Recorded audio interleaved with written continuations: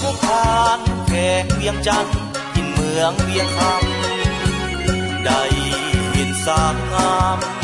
สาวบ้านเวียงคำงามหลายกินยุงดอนปวดโผนหักบ้านไม่นอมป่วยอายอยากฝากใจกับสามวัยสิได้บ่นาสาวบ้านปากแก้มแดงมีแฟนหรือยังปากกะยุงเดนางใจยังว่างอยู่บ่แก้วตา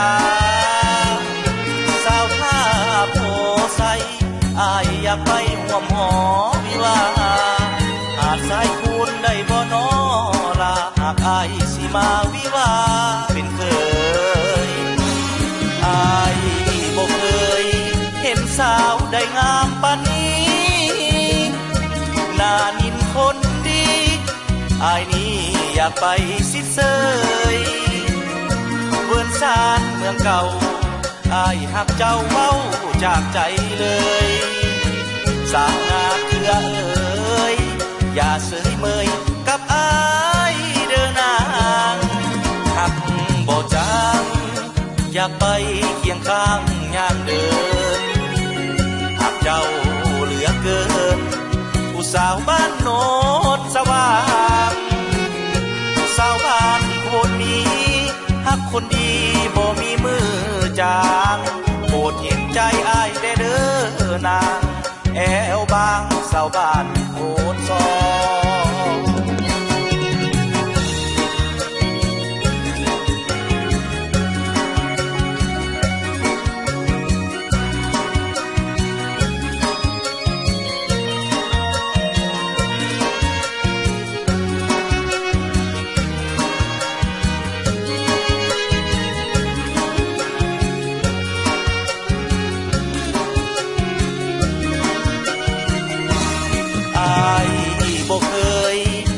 สาวได้งามปานนี้